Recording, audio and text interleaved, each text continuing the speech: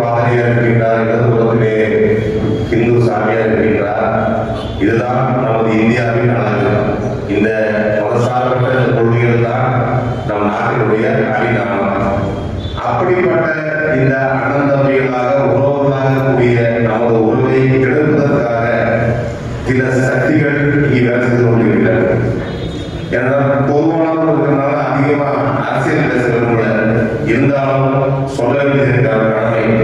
எங்கள் தலைவர் ராகுல் காந்தி கன்னியாகுமரியில் இருந்து காஷ்மீர் வரை ஒரே முழக்கத்தோடு நடந்தார். பாரத் யாத்திராவில் வெறுப்பின் சந்தையில் அன்பின் கடை திறப்போம் என்றார். வெறுப்பின் சந்தையில் அன்பின் கடை திறப்போம் என்றார். அந்த கொள்கையோடு இந்தியா முழுவதும் நடைபெற்று வந்தார். அதை தான் நாமும் கூறிக்கொண்டிருக்கின்றோம். ஒரு பக்கம் இந்த நாட்டை மதத்தின் பெயரால் துண்டாட வேண்டும் என்று நினைக்கின்ற ஒரு மதவாத கொள்கை, இன்னொரு பக்கம் இந்த நாட்டை ஒற்றுமைப்படுத்த வேண்டும், இந்த நாடு மதசார்பற்ற நாடாக இருக்க வேண்டும் என்று போராடக்கூடிய நம்மை போன்றவர்கள் எல்லாம் ஒரு பக்கம். எனவே இப்போது நடந்து கொண்டிருக்கக்கூடியது சித்தாந்த போர். மதசார்பின்மைக்கும் மதசார்பற்ற தன்மைக்கும் உடைய சித்தாந்த போர் நடைபெற்றுக் கொண்டிருக்கிறது. நமக்கெல்லாம் தெரியும், இன்னும் அடுத்த மாதத்திலே தேர்தல் வர இருக்கின்றது. இந்த தமிழக தேர்தலில் வெற்றி தோல்வியை நிர்ணயிக்கப் போவது சிறுபான்மை மக்கள் வாக்குகள் தான். சிறுபான்மை மக்கள் வாக்கு எந்த பக்கம் முழுமையாக செல்கிறதோ அவர்கள் தான் ஆட்சி அமைக்க முடியும், அவர்தான் முதல்வராக முடியும். எனவே உங்களுக்கு எல்லாம் தெரியும், எப்பொழுதும் சிறுபான்மை வாக்குகள் காங்கிரஸ் திமுக கூட்டணி பக்கமே இருக்கும். அதை எப்படியாவது உடைக்க வேண்டும் என்ற எண்ணத்தோடு ஒரு பக்கம் பாஜகவும் அதிமுகவும் கொண்டிருக்கிறது, இன்னொரு பக்கம் புதியதாக நடிகர் வந்திருக்கிறார். நாமெல்லாம் ஒன்றே நன்றாக புரிந்து கொள்ள வேண்டும். சிறுபான்மை வாக்குகள் சிந்தாமல் சிதறாமல் ஒரு கூட்டணிக்கு வந்தால் மட்டுமே இங்கு ஒரு நிலையான ஆட்சி அமையும்.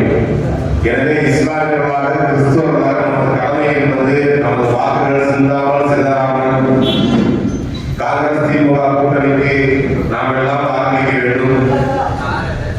வட இந்தியாவிலே நாம் எல்லாம் பார்த்துக் கொண்டிருக்கின்றோம் இஸ்லாமியர்கள் எப்படி தாக்கப்படுகிறார்கள். 2 மாதங்களுக்கு முன்பு சத்தீஸ்கரில் 2 கன்னியாஸ்திரிகள், கிறிஸ்தவ கன்னியாஸ்திரிகள் பொய்யான வழக்கிலே கைது செய்யப்பட்டு 1 வார காலம் சிறையில் இருந்தார். ஆனால் நாம் எல்லாம் புண்ணியம் செய்தவர்கள், தமிழ்நாட்டில் இருந்திருக்கின்றோம், நமக்கு அந்த கொடுமையெல்லாம் தெரியாது.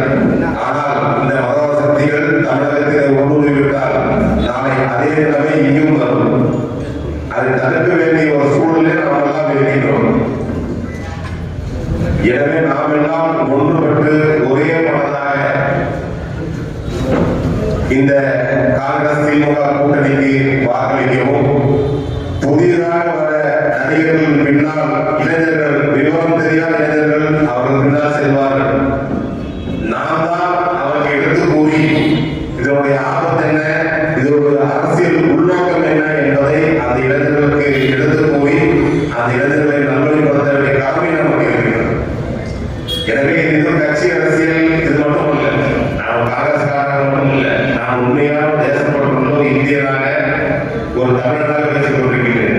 எனவே நமக்கெல்லாம் தலையான கடமை என்பது ஒரு மதசார்பற்ற ஆட்சியும் மதசார்பற்ற நாடு எப்படி காந்தியும் நேரும் கனவுகிறாரோ அதே போன்ற ஒரு மதசார்பற்ற நாட்டை கட்டமைப்பதுதான் நமது முக்கியமான கடமை.